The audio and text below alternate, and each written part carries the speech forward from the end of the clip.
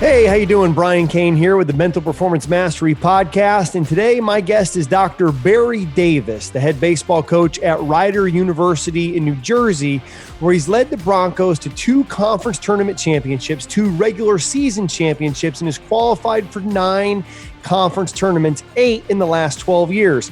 He's also a member of college baseball's elite 900 win club, and 6 of his players have gone on to be selected in the Major League Baseball draft. He holds a master's degree in education and a PhD in sports leadership. Excited today to bring Dr. Barry Davis to the podcast. Welcome to the podcast, Barry. Thanks for having me, Brian. Yeah, excited to have you here, man. Would you kind of tell our listeners about kind of your journey and where baseball kind of first got started?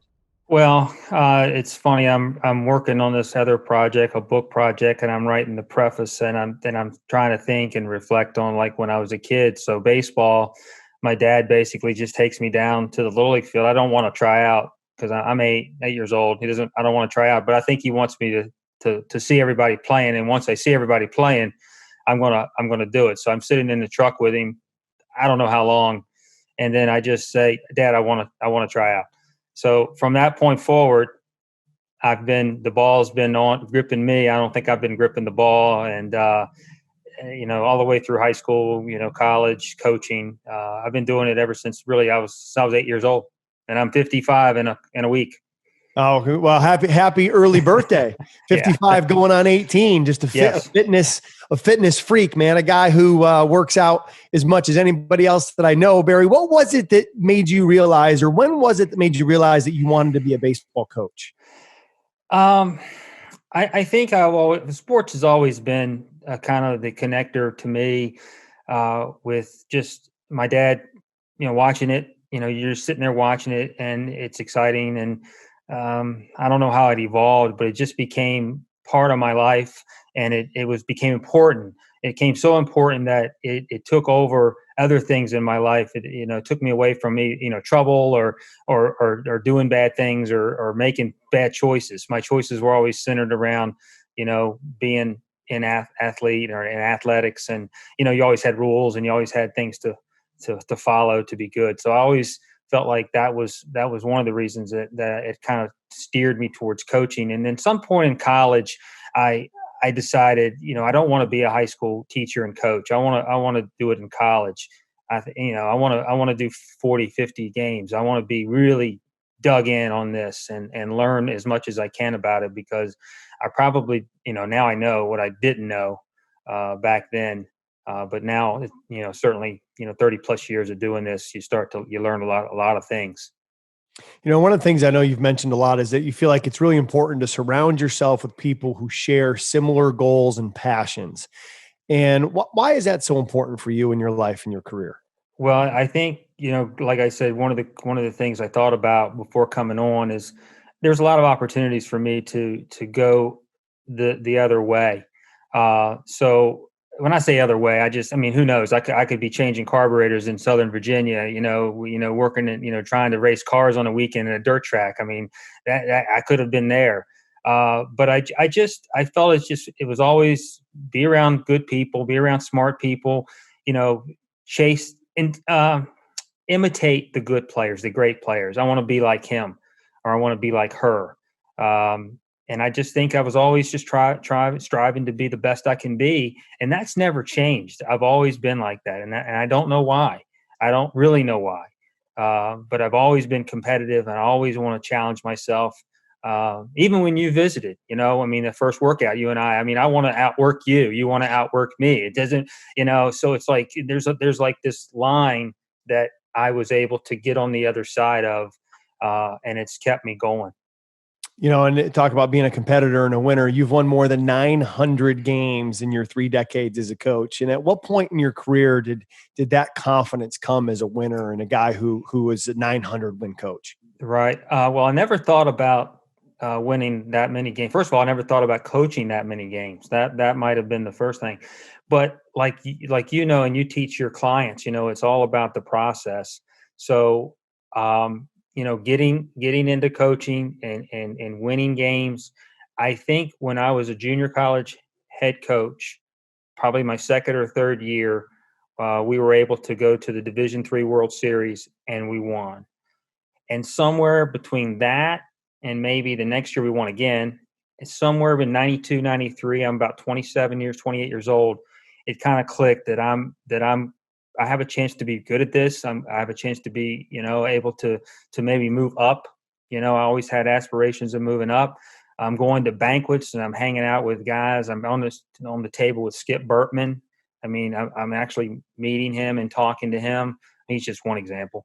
And just I'm surrounded by all these great people, and I'm thinking, all right, I might be able to do this. I might be able to maximize my abilities. So, and that's still going today. So it keeps going.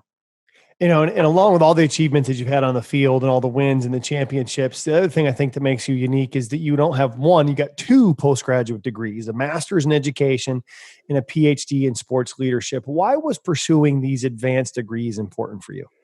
Well, the first one was pretty simple. Literally went from undergrad right into my master's degree, and I maybe one of the first times I probably asked someone, what would you do? Would you go get a job as a teacher and then work on it on the side? And most of the advice I got was the best way to do it is right away. So that's the path I took. The PhD, it took a while to get to the point where I felt like it was doable. At one time when I was a junior college coach, I was deciding whether or not to go to Temple. Temple had a program, and I literally lived right across the river from Philadelphia, and they dropped the program. And so I kind of forgot about it for a while. I took a job in Georgia, and then I got the job at Rider. And at some point I decided, it looks like Rider's where I'm going to be for a while. I've always wanted to be, I've always just wanted to challenge myself in a field that I feel like, I would say I'm an expert, but I feel like I know a little bit about sports and about in leadership. I'm still learning, but it seemed like a perfect time. It was the time to do it and to make the commitment. I talked to several people, I guess my personal board of directors, so to speak, and asked them their advice. And I jumped in and I didn't turn back. And that whole process taught me a lot. Talk about that concept of the personal board of directors. I've heard very few people use that term, but I think it's such an awesome idea for our listeners to kind of start to build their own personal board of directors. Would you expand on that a little bit for us, Barry? I learned it somewhere, in my study and a reading, and I thought it really stuck with me. Just like when you read something or you see something, sometimes you forget about 90% of it or 95, but there's always that one little thing that sticks with you. And I think the one thing I've learned over the years is I'm not the smartest guy in the room. I want to talk to the smart people. I want to ask the questions. I don't have all the answers. Matter of fact, if I thought I had the answer, I would want to make sure I had the answer and spoke with, certain people in that sector or in that, that area, that whatever I'm trying to explain it. That, like coaching, I would talk to coaches. If I was talking about business, I would go to business. If I wanted to talk about mental performance, I would call you. And just like you would call, Dr. Revisa back in the day when he was there. So I have a list of maybe 4 or 5 coaches that if I have a coaching question, I'll pick up the phone. If it's a business question, I'll have a number of people. If it's a personal question, I may call someone who's close to me that I trust and believe in, and they're not going to shoot me the wrong way. So I have little gaps of people in different areas that I feel comfortable speaking with, that give me great advice. And I think that's what a board of directors does. You sit above the board, you're in charge of the final decision, but you get the input from other people. Sometimes the way you think isn't the way it should be done. And you have to be, I wouldn't say humble, but you have to, recognize that, somebody else has the better answer, and it's going to help us. I mean, it's like coaching, the players play, we're there to, get them ready, and then they go play. And then at the end of the day, if they don't play well enough, it's on me. If they play great job. Well, I love that concept of the personal board of directors and finding people in your life, whether it be business related or relationship related or coaching related or whatever your field is, as you're listening to this, and identify who are those people that are on that board of directors that you turn to for questions. And then also, asking yourself, where can you help out and maybe be on a board of directors for someone else? And, Barry, when I had a chance to come out with work with you and your baseball program at Rider in 2019, one of the things that I was so impressed with was what you were doing for your PhD research in your thesis. And would you kind of talk about that project, and maybe we can expand on that and some of the coaches you interviewed and some of the key findings that you had in those lessons? Because it was really impressive. Well, I appreciate that. And, it makes me feel good when someone says that, because the amount of work that I put into it it taught me a lot of things. But the study, finding the right topic, I've always been enamored with how coaches can take programs either professionally or on a collegiate level or even on the high school level, and they take over a poor program or someone that's struggling, and then within a year, 2, 3, they're at the top, or they're pushing to be the champion, and it just never wavers. They continue to do it, and then maybe they change, they leave, they get another job, and they do it again. Why is it? Why? What do those people have that others don't, that have been in the same position, that can't get it done? So why is that? I mean, you look, just one name in professional football, Vince Lombardi never had a losing season. I mean, and it didn't matter. It wouldn't have, if he'd have lived a little longer, the Redskins would have been in the Super Bowl. I'm almost certain of that. He just had that quality. So I'm looking for that in college level coaching. And being a baseball coach, I wanted to do football, basketball, and other things, but time constraints and getting to speak with the elite coaches, it's tough because elite coaches are busy. But because I'm a baseball coach, it allowed me to interview 9 coaches that I thought personified elite level coaches. They've been to World Series, they've been to super regionals, they've turned programs around, some more than just one, some 2 and 3. Some just one. They've been a head coach at that place for a number of years. I interviewed coach at Virginia Tech, Louisville, Vanderbilt, Ole Miss, Coastal Carolina, St. John's, and the University of South Carolina. All those coaches that were head coaches at those places, and they were phenomenal. And I did it one-on-one. I flew down, drove, miles, whatever, to get it done. It's part of the process, and it was a great experience.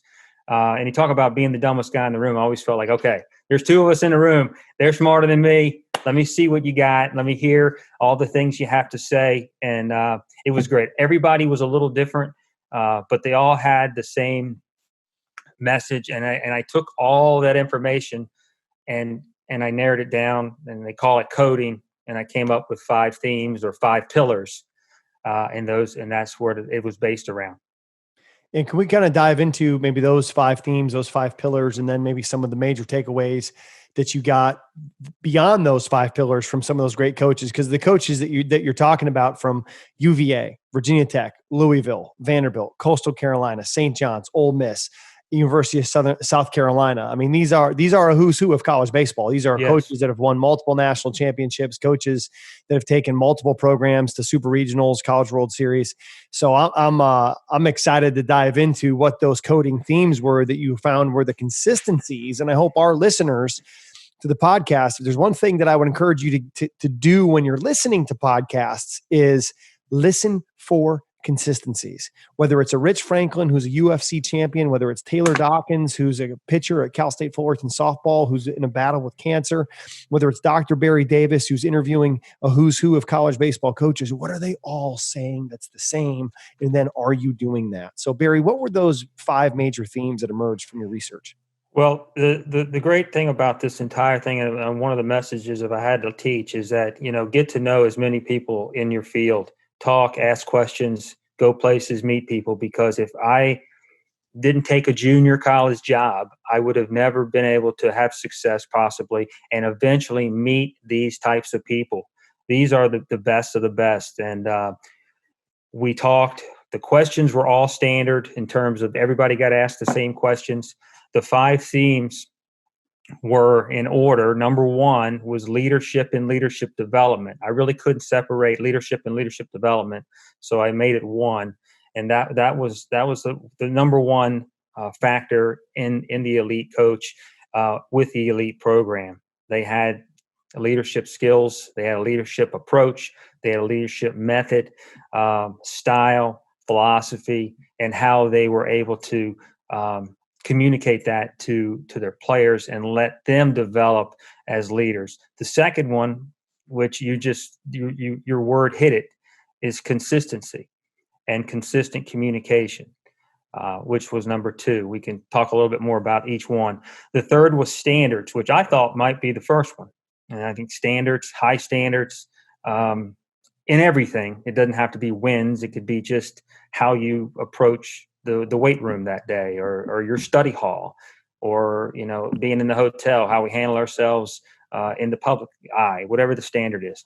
Number four was acquiring the right fit, the right people for your organization, for your team. And the last one, which is something that I think has become more of a topic of discussion, is a growth mindset. And the coaches always appeared, at least in their answers, to always want to have more, always searching for more, always looking to better themselves. I wouldn't say educationally, because these guys are such at a high level. I don't think a PhD, or most of them had master's degrees, I believe, but their goal was to be the best coach they could be, the best person they could be, mentor. And I think as time went on, they were able to learn that, I got to keep going at this. And that's the great thing about this, is that you're a lifelong learner. And Pat Williams said that to me, the Orlando Magic vice president at the time. I heard him give a speech. I thought it was one of the best speeches I've ever heard, and it still is. And he was inspirational to me to even think about, getting my PhD or working on it. I've actually sent him letters, and he responds to me. And again, that's another indication of a guy who's really at the top of his game, and he's looking down on the guy like myself and giving me advice, and it hasn't stopped. So those are great role models and example setters.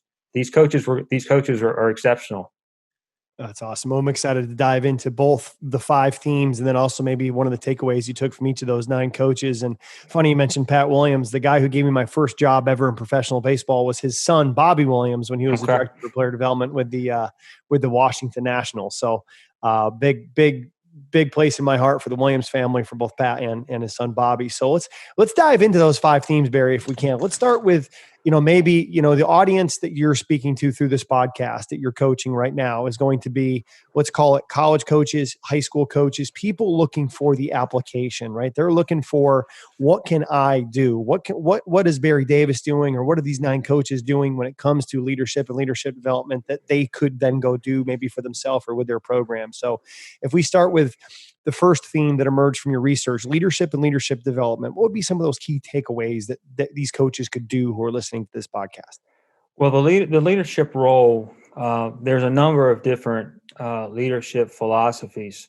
There's transformational leadership, there's transactional leadership, there's situational leadership, servant leadership. Those are the main leadership approaches that I tended to focus on. And I came up with 2 leadership styles that I thought were consistent with these coaches. And the first one is servant leadership. And I think this sort of developed. I'm interviewing these guys at a point in their career where they have succeeded. They've been successful. And I think they've realized that now they're more of a serving type coach than they used to be. I think at the beginning, authoritative type, and I don't want to use names, but that coach is just, that's a yeller, a screamer, a disciplinarian, in the sense, like, not discipline meaning like punishing you, so to speak, kind of the military type guy.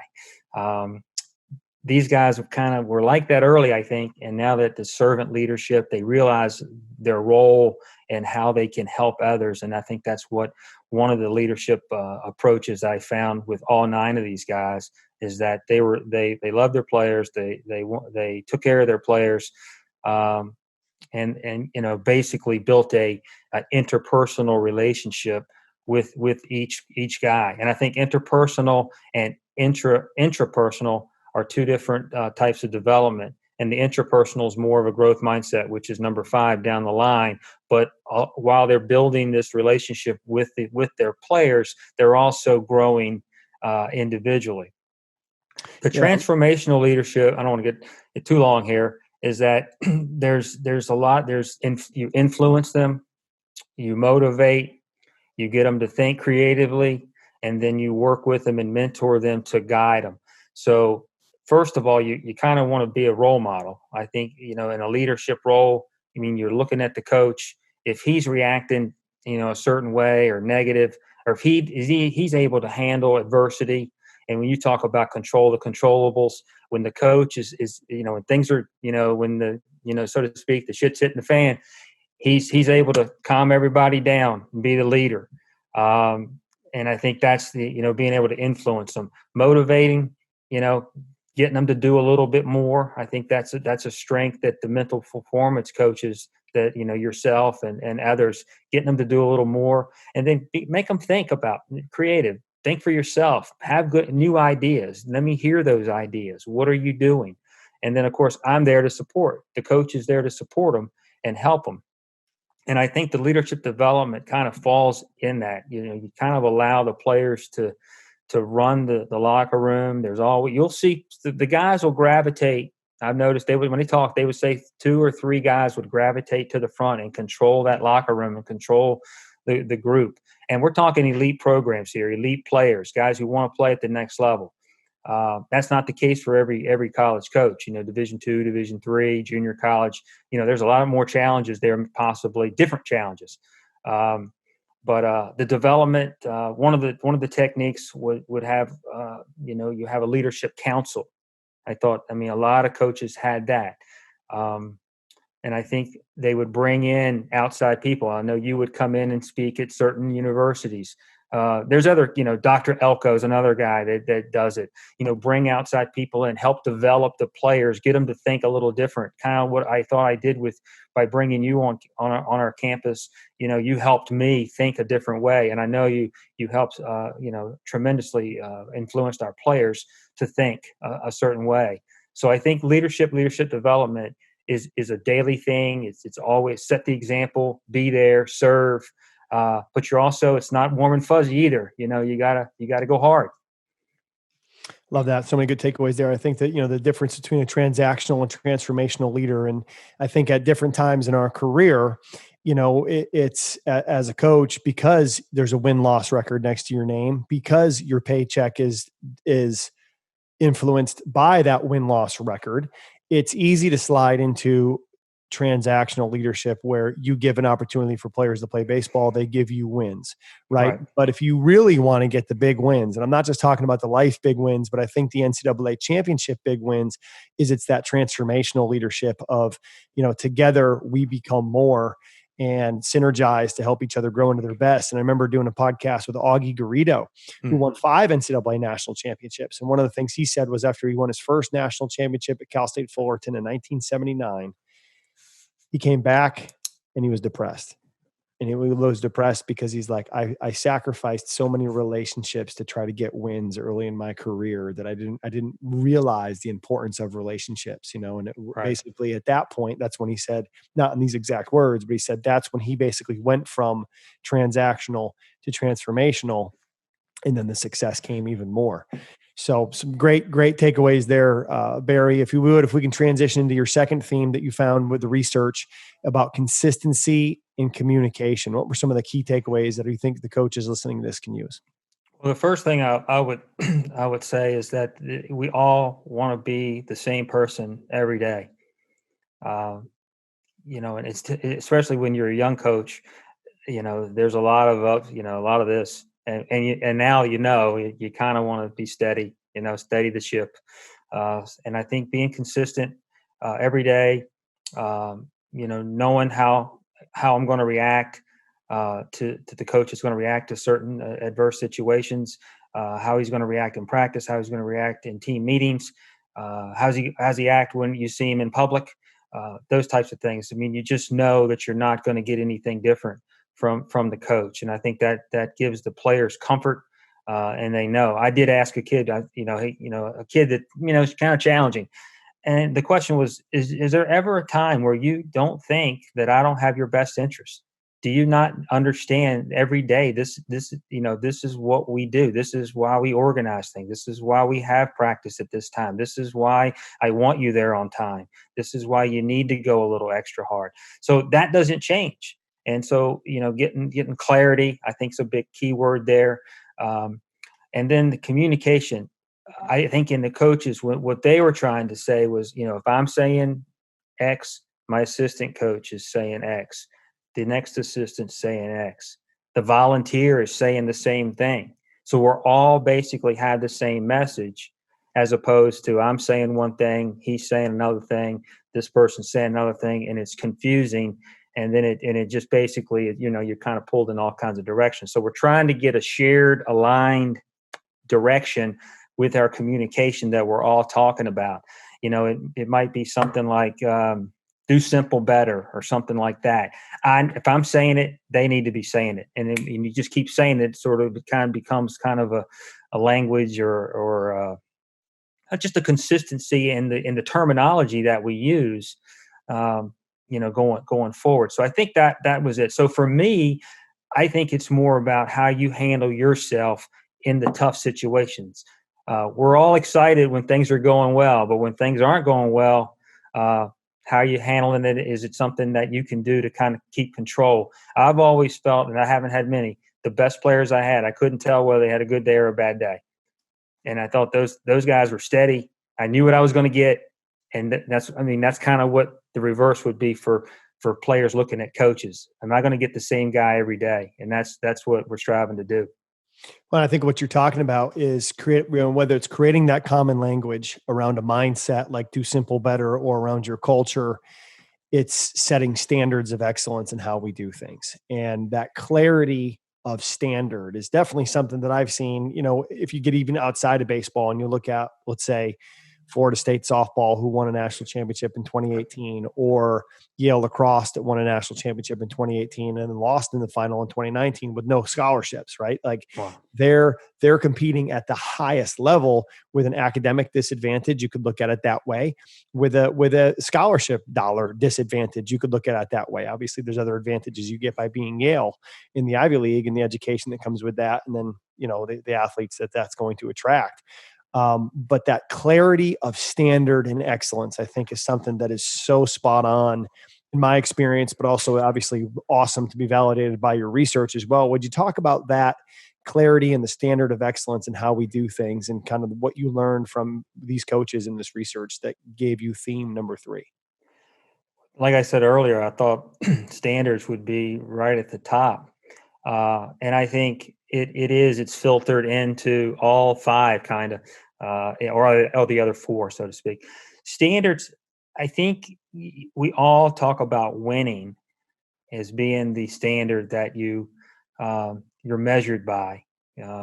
Success sometimes is measured by how much money you make. I mean, depending on who you're talking to, what kind of car you drive, what kind of house you live in, what kind of vacations you take. I mean, a lot of people, that's not what concerns them, but that's a kind of a standard that people look at, whether it's stereotypically or not. But from an athletic standpoint, a standard that I got was, one of the coaches said, I mean, these are our rules and guidelines, and if you're not enforcing them, then it's really not a standard. So that was just one example of just saying, okay, we're going to go to study hall. You're going to be on time, and you're going to be there 8 hours a week, whatever the standard is and the requirement. And if you didn't, then there would be consequences. And I think meeting those types of standards, just a mentality, thinking positive, standard. One of the things I got from Coach Burtman years ago, he said, first we'll be best, then we'll be first. And I took that and I wrote that down, and I've never forgotten it. So, and I've used that with our team. First will be best means we're going to be first in everything we do. And then first will be best, then we'll be first. So you can't be the champion if you don't do all these little things along the way. So everything counts. That was another one, a standard. We don't say we're going to have a 3.5 GPA. We're not doing that. We're just going, can we be excellent in the classroom? And then when you fall below those standards, we need to address it. Communication is involved with those standards. Leadership is involved with those standards. Leadership development of your players is also required. When your players are leaders, then they help and they assist with the standard, and the thing that you're trying to teach. And you can't lower your standards. I had a professor. Well, I was a teacher. And all the other jobs I had besides the writer job, I was always a teacher. I would teach classes and I would coach. I can't imagine I don't know how I did it. The energy level they require, I don't know. Now I couldn't do it. I don't think I could do it. But I remember one of the professors who's now a professor at Texas A&M Corpus Christi, and he's a great guy. And one of my players came in and said, "Here's the paper," and it was late. And then he hands it in, he takes it from him. The kid walks out, and I said, and he looks at me and goes, "I don't know why he gave it to me. It was due like a week ago. He's going to get a 0." And I'm like, okay, yeah, figures, because he's one of these kids that you had. It was kind of a, get it, challenge you. He said to me, "My standards here, your standards here. I'm not coming to you. You got to come to me." And I never forget that. And I think that's one of the things these coaches, they would set a standard, and the expectations are you're going to have to reach those standards. We're not setting unattainable standards. These are all attainable, So you're sitting around, and of course, every year you change them a little bit, maybe reflect. This one wasn't as good. Maybe we can make it better. And I think that's part of the process. That's part of the growth mindset. But having standards and having not necessarily goals, but standards are not rules either. They're there for people that want to be great. Well, I love how these themes kind of build off of each other too. I don't know if that was intentional with when you were pulling these out of the research, but the leadership and leadership development, and then into the consistency and the communication, our standards and how we do things daily, and then acquiring the right fit and the right people for your team, which was standard number 4. Could you expand on that one a little bit? Wow, I think this is where when we failed, and I think that's another aspect of success. You have to fail, because you can't always be good. You got to hit the bottom a little bit sometimes to regroup. But having the wrong people is paramount. I can't even put a price tag on being around great people. The organizationals, the businesses say the most important asset of your business is your people. And you can add to that the right people. You got to have the right people in your organization. And what are those things for you? Talent. I think the question, every one of these coaches, and if I asked another 9 coaches, they would all say, "Hey, I have to have talent." But talent is never going to win you the championship. You got to have the mindset that goes with it, the character that comes with it, the work ethic, the attitude of excellence, the ability to handle failure and bounce back. That's a toughness, a mental toughness, being able to recruit these guys in short periods of time when you don't see them a lot. It's a challenge. So you really got to, vet these guys as best you can, because do they fit? Do they check the boxes that you feel are important?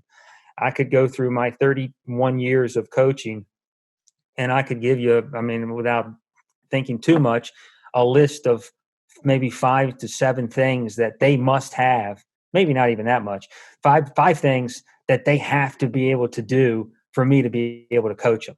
And if they don't have talent, that's probably, okay, then that's fine. They have talent, but they also have to have these other intangibles and other tangible things that you can visibly see that makes them the best at what they do. And the mistakes that I've made, I usually figured it out pretty quickly, I'd imagine one of those pieces of acquiring the right fit actually takes us to theme number 5, which is that growth mindset and that constant search to become better than you are today. Would you agree with that?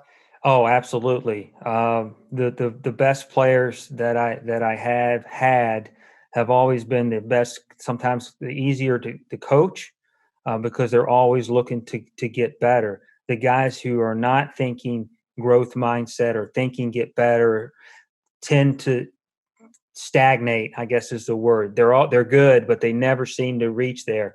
We have a kid right now who's a walk on. He just is just a phenomenal worker, great kid. Yes, sir, no, sir. And we don't make him do that. I mean, that's the way he is. And he's here, he's here, he's here. And next thing you know, he's going to be here. And the other guy's going to look and go, what happened? And it's going to be too late. You can't put the toothpaste back in the tube, man. And we have guys that are just really good at that. You're looking for those guys that mirror your philosophy, that you can align goals with, and they're going to accept coaching, and be willing to think for themselves, and also not combative, but talk to you and find out what works. And I think that builds a lot of trust between the coaches. But man, you got to be willing to learn more and more and more. Again, a Pat Williams thing was read a book, and read a book, like read an hour a day. He would say you'd read a book in a week. I probably couldn't do that, but let's just say hypothetically I could read 50 books in a year. In 10 years, that's 500 books. Is that going to make a difference in your life? Of course it is. Of course it is. And I think those are important lessons for all of us to keep growing and to keep trying to get better. And when you stop, I think a lot of things stop. Mm. And I think that's one of the things when you look at the nine programs and the head coaches that you interviewed. And let's see if I got this right. So University of Virginia, Virginia Tech, Louisville, Vanderbilt, Coastal Carolina, St. John's, Ole Miss, University of South Carolina. Was Ray Tanner the coach you interviewed at South Carolina? And one more to add to that, Duke. I forgot Duke. Okay. So when you look at that list, Tanner was Tanner. Look at that list of coaches. O'Connor, national championships at Virginia. Corbin, national championships at Vanderbilt. Gary Gilmore, national championship at Coastal Carolina. And when you look at Coastal Carolina, the unique thing about that program is, I mean, they're in a state with Clemson in South Carolina, and they win the national championship most recently out of that state, which I think is phenomenal. Then you look at South Carolina and Ray Tanner, who's now the athletic director there, who's also won multiple national championships. And those other programs are also very good. I mean, you're looking at John Sheff, who's taken, Maryland to super regionals, and he's now the head coach at Virginia Tech. Dan McDonald, who's a staple in Omaha with Louisville. Ed Blankmeyer at St. John's, who's been a perennial winner for a long time. Mike Bianco at Ole Miss, who's the most tenured coach at Ole Miss and was also a player and assistant coach with Skip Bertman at LSU. And Chris Pollard at Duke, who's done a tremendous job of taking them from a program that was never talked about in college baseball and is now consistently in the top 25. What are some of the things, Barry, when you went and visited these coaches? Obviously, you got to see their office. You maybe you interviewed them at their house. But what are some of the things that stick out to you that when you got around these coaches outside of the interview process, just whether it was routines or habits or mannerisms or things that they had set up within their lifestyle, what are some of the things that when you look back and go, oh, I've taken that from Tim Corbin or that from Ray Tanner or that from Mike Bianco that you've kind of built into either your life or your program? Well, that's a great question. I think the first thing that was great is that they took the time to meet with me. I think that was important. The message that the study is designed to certainly. It was part of my process, but it's designed to help coaches and to help coaches recognize and realize the importance, the staples of success and trying to reach an elite status. I know each guy differently, and we could talk about a number of things. I know some better than others. I think that the one thing I took from Coach O'Connor was that. Very businesslike, very, very committed to the university, organized, very humble. I think humble was a lot. Could go across the board with these guys. So that was the one thing from Brian that I took. And of course, I'm from Charlottesville, so I have a great amount of pride being on that campus. And I enjoy being down there at home, and he's done a great job with that program. Very organized. Coach Sheff was, I thought, discipline, focus, attitude, don't want to hear excuses. That was one of the things I took from him. A guy who learned on his own. I think, he was one of the guys that started. He was telling me that he was in the van. He was coaching in the ACBL or one of those summer leagues, and he's driving the van with the team, and he's thinking, I got to make the lineup. I got to find the field. That's like at the bottom, and you're working your way up. So he epitomized that with me. Coach McDonald would be tough. The Citadel, he's a Citadel guy. Intense. I thought that was one of the things that stood out about him. He had a great message. His message to me was, don't come here if you don't want to be drafted, play for national championships, and graduate and be a great student. Corbin was very, very articulate, very sure in what he said. I think that one of the guys who learned a lot on the job. He took over a Presbyterian program back in I want to say the early 90s.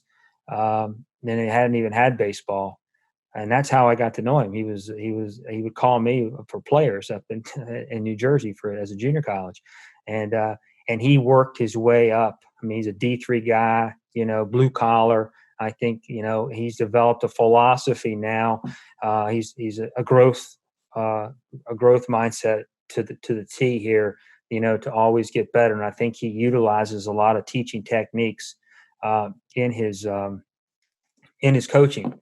Ex-football coach. I think football coaches are I know you've talked to Skip Bertman and Dave. Football coaches, they you learn how to coach when you're coaching football. I think there's just so many things. Ole Miss, he was a protege of Coach Bertman, and I think Mike, to me, he knew what needed to be done.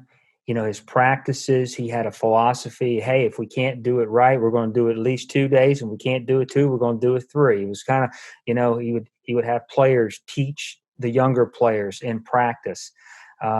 Organized, can draw from a lot of experience, storyteller, basically, had a message to his players. I think he takes a lot of that from Coach Bertman, motivation, motivating them to be the best they can be. Coach Gilmore, I thought the great thing with him was, he said culture was the number one thing that he felt like that's what set his program, or his, not program necessarily, but his team that particular year apart from other teams, is that they were synergized, as you said earlier. Their culture was that of love and taking care and trusting each other. I think they really, really, really felt a tightness that other programs for that year, that group, that's what you're striving for. And it all came together for them. And I think culture would be the one word that sticks with me when I talk with him. Coach Pollard, another guy who's earned his stripes, Pfeiffer College, Appalachian State. He's worked his way up, trial and error a lot. I think humility. He told a great story. He said they swept Georgia Tech or something. He said he was sitting with his wife and he said, I think I got this thing figured out. And I think they said they lost like 18 of their next 20. And he said that taught me some things. And he's learned to be patient, learn to be not be so reactive to negative. Put some trust in the players. And I think he's doing that, obviously, at Duke. He's phenomenal. Coach Blankmeyer, I think, to me, blue collar is the kind of, when I interviewed him in a room. It was the coldest day of the winter that day in New York. It was about 0 and the wind was blowing. And I met with him in this room that it was drafty room. and he was working out, he was sweating, and he was there to meet with me. And that epitomized his attitude towards work. I think they outwork people at St. John's. I think they get tough kids, and he has a tough mentality. He played for Coach Shepard at Seton Hall, who is a military guy. And I just got the feeling that if Blankmeyer had told me something, I would just do it. And but he also was a guy that I think he had their players' backs. And he was always there. Now he pushed you, and I think he was probably one of the more authoritative type coaches of the group, I thought. And I think they all can be that way, but he came off as like, sometimes you just have to tell them and be honest with them. Coach Tanner, the one thing that stuck out with me when he told me a story, he said that he put a lot of stock in character.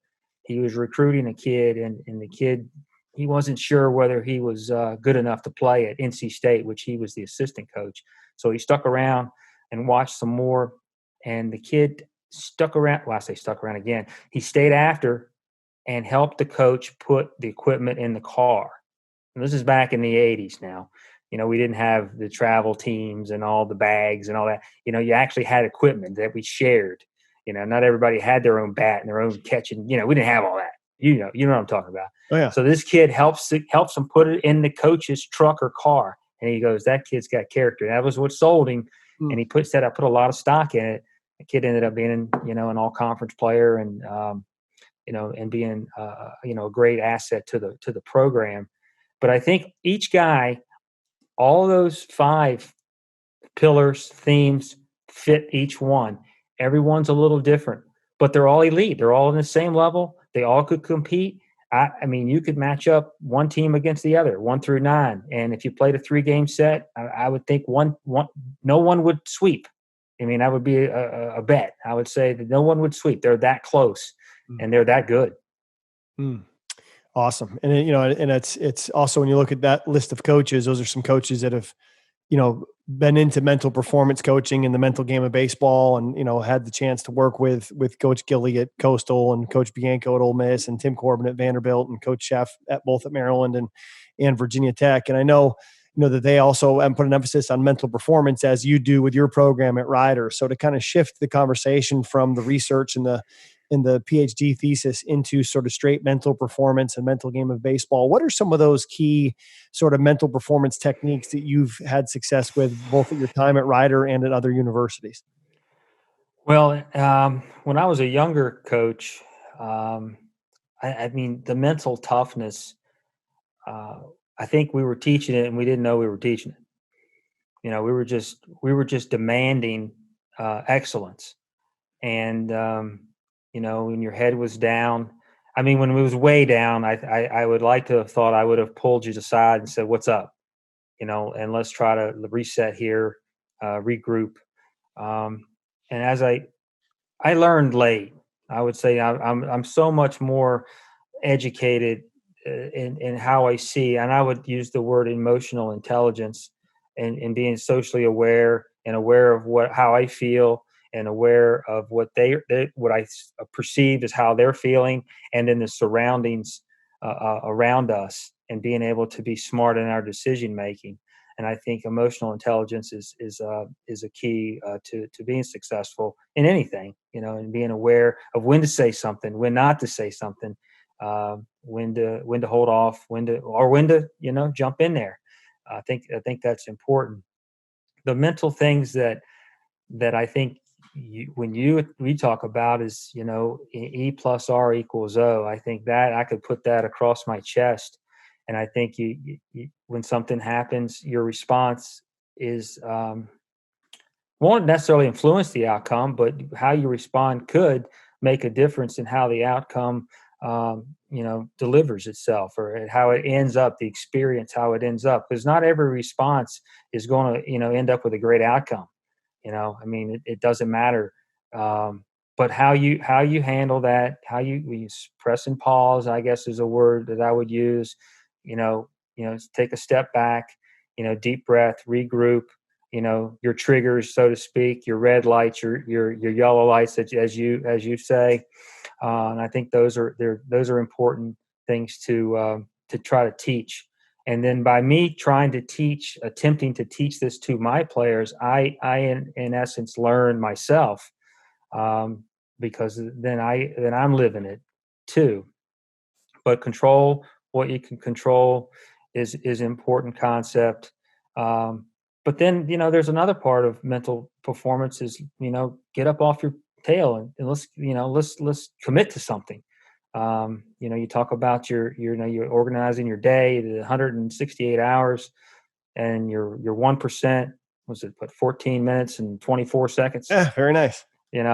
All those are like little things, like today in the workout, when I'm in my workout, or when you're in your run, or when you're doing whatever, and it's that, that tipping point to get past it, that it's going to be okay. And I think those are the things that we're teaching. When I used to run these guys, I mean, we're talking, you've seen the movie Miracle. I think at times I was like that, to a point. Huh? Again, right? Again. Again. And you know what though? And I sometimes it was punishment. You were punishing, and I don't know that that's the right way to do it nowadays. However, it did teach. It did indicate, and it illustrated to me by watching them who was committed, who was going to do it, who was going to quit. And I would say 9 times out of 10, I don't know about it, but maybe 3 times out of 4, you're going to be right. 75% of the time, if that kid can't, he's bad body language, mumbling, talking, those guys are not the right fit. And you can determine that when things get really bad. I coached a kid who ended up being a Navy SEAL. You couldn't break this kid. Not that I tried, but I did. I read somewhere that the difference between a guy making it as a Navy SEAL and not, the guys who didn't make it were worrying about getting through the whole program of the Hell Week. The guys who made it were worried about getting through that exercise, that second, that day. And I think that is a huge lesson in everything that we do. Today, I am locked in on Brian Cain's podcast, and there's nothing else going on in my life. The minute we're done, I got to switch to something that's going to be just as important as this. And I will. I know I'm going to grab lunch though before I start. But the point is, when I'm at lunch, I'm at lunch. I don't want to be anywhere else. And I think being present wherever you are in that spot, handle it, compete, whatever it is, finish the job, do the best you can. And that's sort of the lessons that I've learned a little bit in terms of the mental performance. Yeah. It's one pitch in your sport, in baseball, it's one pitch at a time. Be where your feet are. Just like you're going through this day during coronavirus season of one meeting at a time, whether it's podcast, lunch, workout, recruiting calls, whatever it is you're doing, it's be where your feet are, one thing at a time. And we hear people say, well, I multitask. You can't multitask. It's just that you task hop really quick. So you think you're multitasking, but you're probably not giving your best to any of those things. Right. And, one of the principles, Barry, that you've mentioned is kind of a relentlessness and sticking with something, even when it gets difficult. Right now during coronavirus and the COVID-19 pandemic, the world has been rocked and people have been rocked. They've been furloughed. They've been routines disrupted. What advice would you have for people who have big dreams, but right now are just kind of getting consumed and maybe stuck in a rut with some of the difficult obstacles that are presented?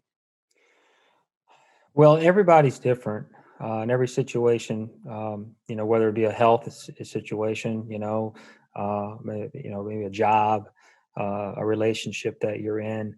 And I've had my share of difficulties. And I would say like everyone else, everybody else has problems. We all have problems, and being able to deal with those things. But the relentlessness, I always think that, being a doer, like I want to accomplish something. I don't necessarily want to do it for someone else. I want to do it for myself. I'm challenging. I'm always in competition with myself.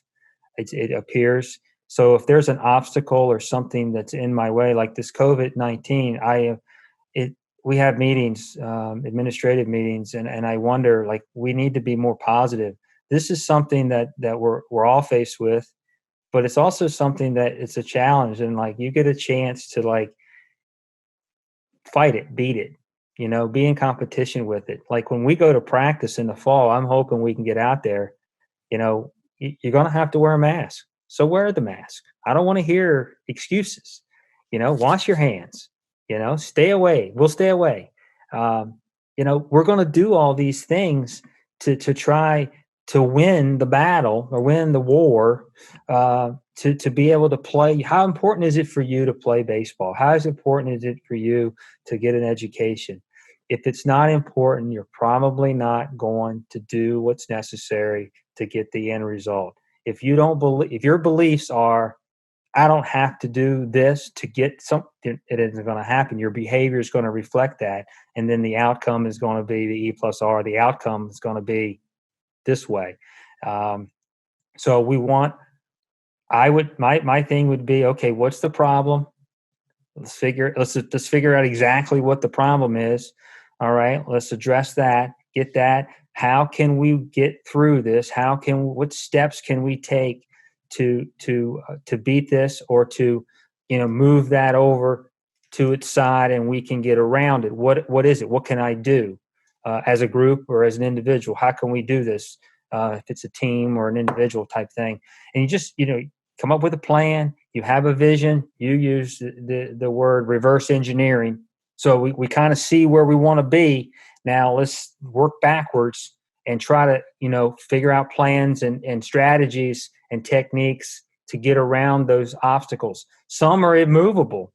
Okay. We can't move them. So we got to get over them or around them somehow. And I guess there are situations in life where you can't accomplish all the goals that you want. I mean, you, me, everybody. There's probably a goal out there we're still striving for, and I'm still striving for certain things in my personal and professional life, and I have to fight through those tough times.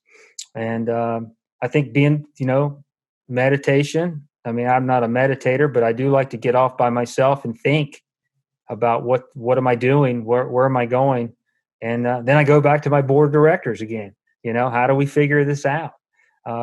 This thing called life is it's tough. It's tougher than people think. It's not easy. It's not easy. It's just it's a challenge. Every day is a challenge, and you can treat it I treat everything like a game almost. Probably one of my downfalls when in personal life, sometimes you want to compete at everything. I'm beating up my brother, playing some board game when I'm a kid because he's probably beating me. That concept of gamifying, right, is something that as I've gone through the Optimize app with Brian Johnson and listened to a lot of the books, one of the things that he talks a lot about is gamifying. Make it a game. If you're having a hard time going to bed at a certain time, let's say you want to go to bed at 10 and you're going to bed closer to 1, he's like, make it a game. What do you get if you go to bed at 10? Or what do you have to give up if you don't go to bed at 10, right? And he's like, the more you can make it a game and a competition with yourself, it goes from being work to being a game. And I think we all like playing games more than maybe doing work. So if you can take work and make it a game, then, as they say, you've never worked a day in your life. You're just playing. You're out there having fun. You are absolutely right. One of the things that impressed me most about you when we got together, and what was your level of fitness and your commitment to exercise and your commitment to movement. And it's one thing that I unfortunately don't see in a lot of coaches is that commitment to a healthy lifestyle, whether it be around how they eat or how they exercise. So what does movement and exercise mean to you personally to be at your best and to stay sharp so that you can be your best for your team? I've always been active as a kid. I've always played. I've always been outside, sports, play basketball, football, baseball, whatever season it was. We just active and did it. I've always been fairly athletic. I think being athletic helps in training and doing those things, because I see that very few people that are athletic. I shouldn't say few. I say a lot of people that are athletic, when they get done playing, they finish playing, they don't want to work anymore. I enjoy pain. I guess. I enjoy feeling like I think, let me change it here. I enjoy the feeling after I've went through the pain, knowing what I did to get there. I feel so much better about myself that I accomplished something in that 1 hour, an hour and a half, or even if it's 30 minutes of a bike ride in a Peloton class, whatever it is. It's always, again, and when I look at myself, I want to look like a coach. I want to look like an athlete. Um, I I just I think that not everybody's like me, and that's the one thing, that everybody's different. I'm going to be 55 in a week, and I really feel like I feel better now than I did when I was probably in my 20s or 30s. I eat better. I'm more educated. It's just, again, you can have little things here and there, but it's just a daily commitment to you have to make the time. I mean, my God, you have 168 hours. I can't find 6 hours in that week. You kidding me? No, I don't want. That's an excuse. Get, whether you like running, whether you like weight training. I like to do a little of both. I mean, my now wife, we trained for a half marathon, and again, I ran it. I did it. I probably won't do it again. I think I had knee surgery a year later. I got my meniscus. I had to clean that up. Well, out of wear and tear on these knees. But no, I just think it's a mindset. It's an attitude. I go out, I've thrown bat in practice, and I feel like I look like one of the players. I want people to think I'm one of the players. So it's just a mentality. I'm not trying to be better than anybody. I'm just trying to be the best I can be. And today's push day, so we're going to be pushing something. I think push-ups are going to be in line for quite a bit in this workout we're doing. But I think, okay, I'm mentally getting ready to do it, and it's going to be fun and challenge myself. And you've gamified it, right? I mean, it's Monday. You call it push day, right? So you've kind of made that training a game, right? And Yes. I over coronavirus season, I picked up the sport of golf, and a guy who I'm working with, he's like, "Hey, Wednesday is Wedge Wednesday." So it was like, a day I were at the course, and I was hitting all these short wedge shots. He goes, "Hey, well, you might want to save some of those for Wedge Wednesday." And Yeah, make it in a game, right? but it's all up here, and I don't like being around people that are lazy. Mm. Just don't want to be around them. I like being around guys that want to work me. Mm. My Amen to wife that. does. My wife, she's in there. She's working hard, and I got to keep up with her. So Amen to that. The same with the bear, man. She's in there getting it. I got to be able to keep up, So, yeah. Barry, last question is if you could remove the skull cap of everyone listening to this, and you could plant one seed, and that one seed would germinate and would become a part of their everyday mindset, everyday lifestyle, what would that one seed of success be? One seed of success. I think having what do you want to be in life? What do you want people to say about you when you're not here? So, but what do you want to be, and what is your plan? What are you doing to make the best version of yourself? What are you going to do today that's going to make you better tomorrow? What are you going to do tomorrow that's going to make you better than today? And I think that process, do you have that type of plan that, it's one little step here and there. You just keep grinding. The slow and steady wins the race. I think, goal, how am I going to get there? And am I willing to do all these things to work myself to that level? And then when you reach that level, great. Now we go another one, and we just keep moving and keep moving. And also be one more: listen to other people and be open to other ideas. I think that's important for all of us to to be aware of that, and accept other people's ideas, that yours are not the only one. Yours might be a great idea, but it might not be the best idea. Well, and then eventually what happens is you listen to other people's ideas, right? And as you grow from whether it's doing the podcast and having great guests like yourself, or you doing the research that you probably would have done anyway, even if it wasn't tied in with doing a PhD, because you wanted to learn, you wanted to grow, and you wanted to get around great coaches and ask them what they're doing to be successful. So, Dr. Barry Davis, want to thank you for the opportunity to work with you in your program. Thank you for the opportunity for coming onto our podcast. And for our listeners, please make sure that you engage with and follow Dr. Barry Davis, head baseball coach, Rider University, on Twitter. His handle is at Barry Davis 42, at BarryDavis, the number 42. Dr. Barry Davis, thanks for being on the Mental Performance Mastery Podcast. Thank you for having me. I really enjoyed it. Thanks for listening to the Brian Cain Mental Performance Podcast on the Ironclad Content Network.